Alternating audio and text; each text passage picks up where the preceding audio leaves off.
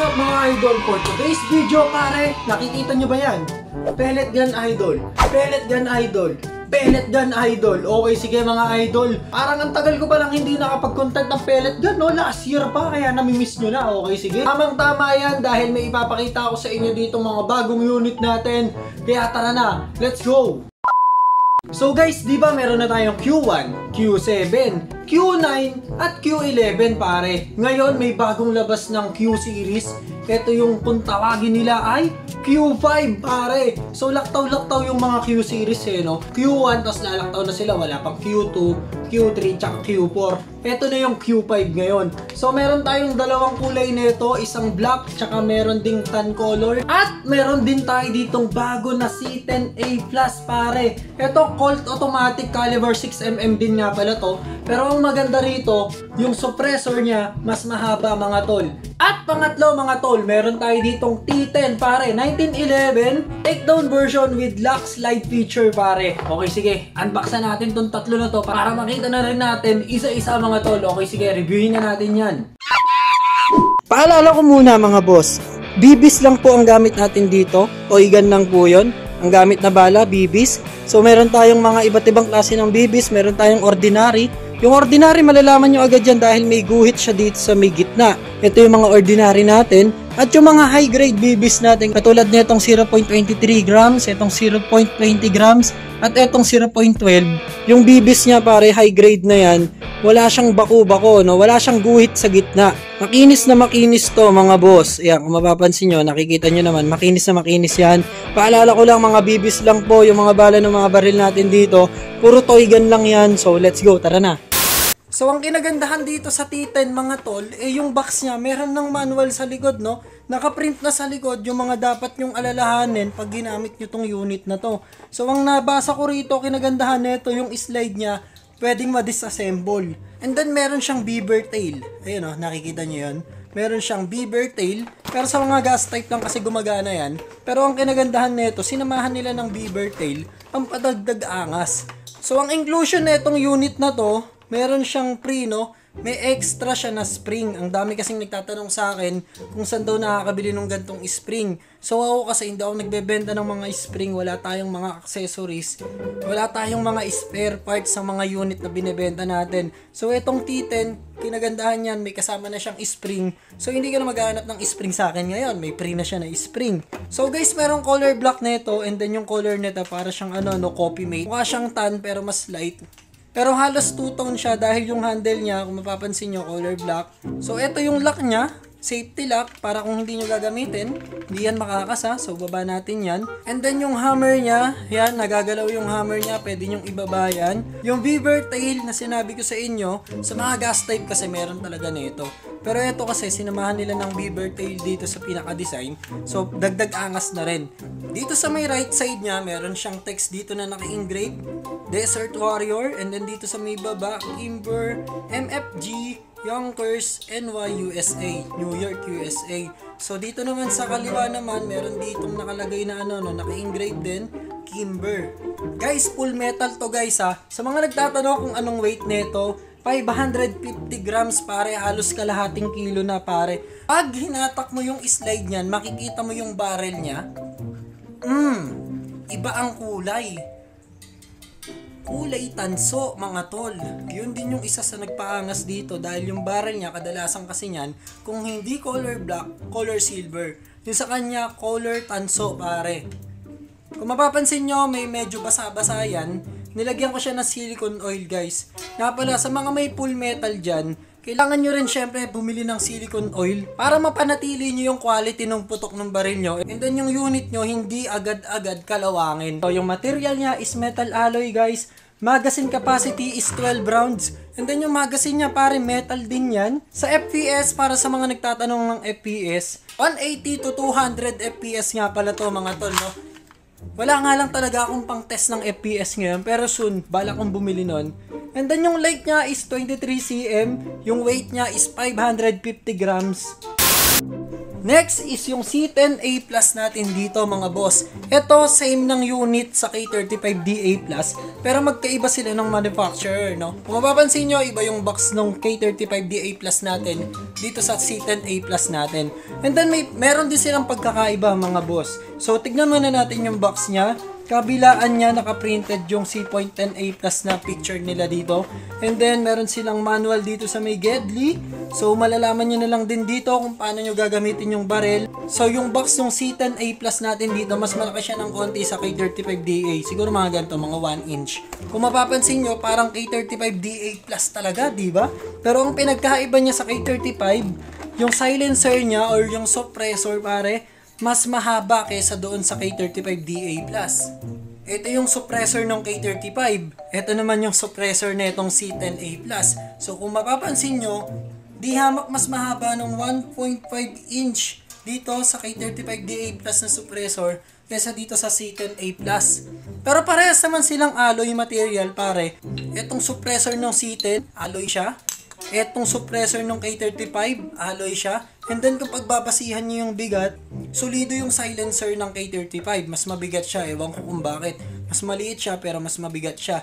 Pero okay din naman tong suppressor ng C10. Mabigat naman din, pero mas mabigat tong suppressor ng K35DA Plus.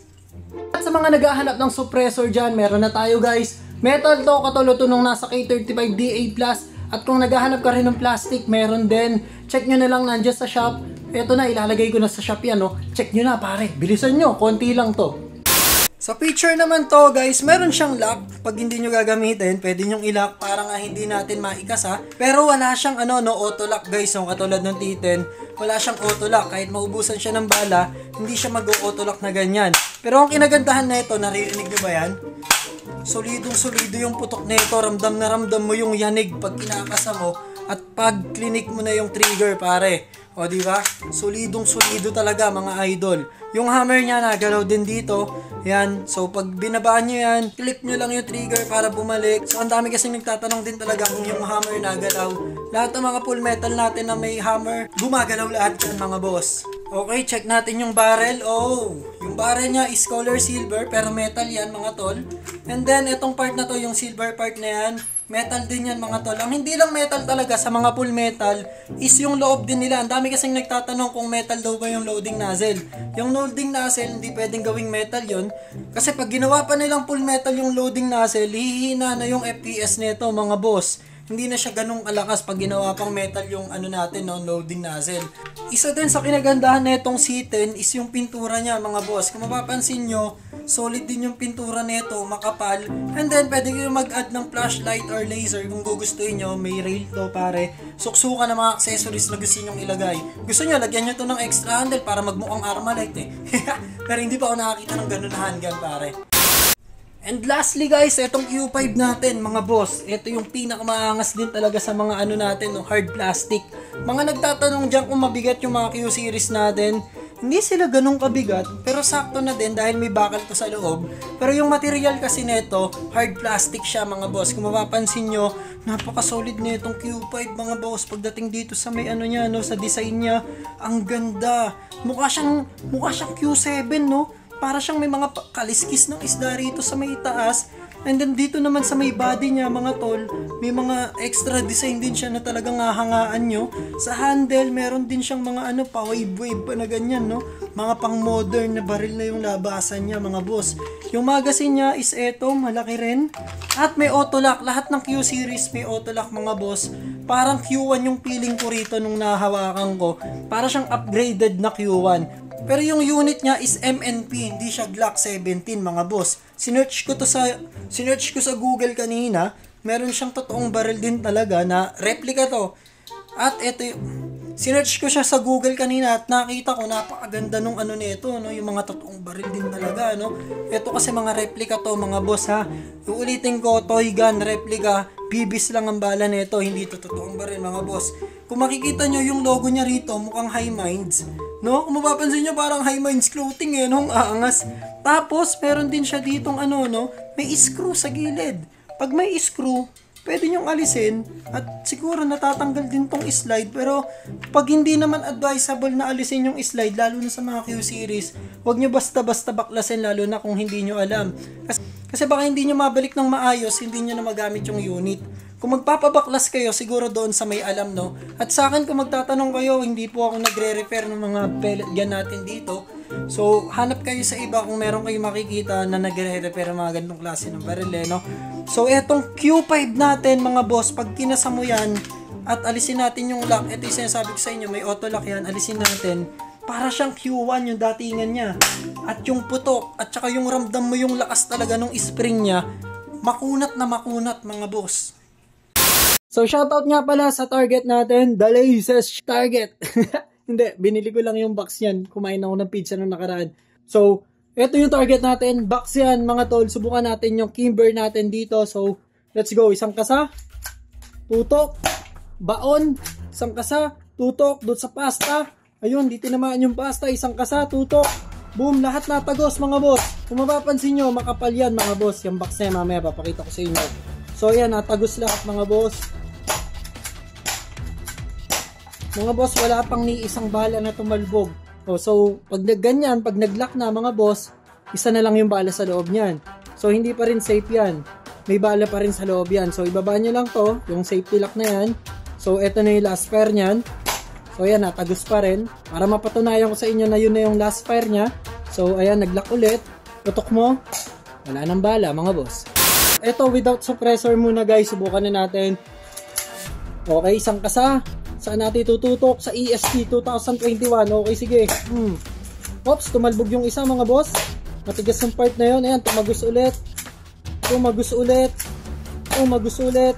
At tumalbog yun. Tumagos ulit. Tumagos ulit. Tumagos ulit. Tumagos ulit. Yun, wala nang bala, mga boss. Wala tong safety lock, boss. Wala tong auto lock, mga boss. Kaya kung napansin nyo, hindi siya nag-lock pag last bullet na. Ito with suppressor naman. So ayan, natagos pa rin, mga boss. Ayun, natalbog, mga boss. Ayun, natalbog, mga boss. So iba talaga pag may suppressor sa wala, no? Naapektuhan yung labas ng bala. Siguro tumatama-tama siya rin sa loob, no, ng suppressor. Pag walang suppressor, mas malakas siya. Pag may suppressor, medyo may humaharang dun sa bala para lumabas. Kaya medyo humihina ng konti yung ano niya, no, yung impact ng bala sa karton. So natalbog lang siya, yung isa na ano, no. So, natalbog lang siya, tapos yung isa na baon lang. Kayo, kung anong gusto nyong gamitin, kung lalagyan nyo ba ng suppressor o wala, parehas namang pumuputok pag may suppressor, okay din naman, di nga lang natago sa karton. Pag walang suppressor, mas malakas siya. At eto na, mga boss, yung EU5. Tignan natin kung gaano kalakas tong EU5. 3, 2, 1, let's go! Yun, natagos, mga boss. 3, 2, 1, let's go! Naku po, ang lakas talaga, mga boss. 3, 2, 1, let's go! Naku po, nakita nyo yun? Ang laki ng tama nun, mga boss. Tignan natin po, natagos sa likod. Halos lang, mga boss, pero kasing lakas niya yung mga full metal. Tignan nyo naman, bumaon yan, no? Square yung ano eh. Bilog yung bala, pero square yung baon ng bala. Ang galing. Paano yun? So, ayan, mga boss, itong Q5 Steet. So, ayan, mga boss, itong Q5 T10 tsaka C10A+. Available na lahat yan dito sa link na nasa baba. Puntahan nyo na lang. And then yung suppressor nandyan din. Let's go! So yun lang, mga boss. Iba yung pag-iingat ang kailangan. Lagi kong ipinapaalala sa inyo. At para hindi magkaroon ng problema yung unit nyo, pakigamit ng tama at ayos. Maraming salamat sa inyo, guys. Maging responsableng toy gun owner kayo dyan. Sa lahat ng bibili. Iba yung pag-iingat lang din talaga para hindi kayo ma-aksidente at hindi kayo maka-aksidente. So kita-kits tayo next video, mga tol. Maraming salamat sa inyo. I-add ko na tong product na to. Maya-maya okay na yan. Let's go. Bye-bye. Peace.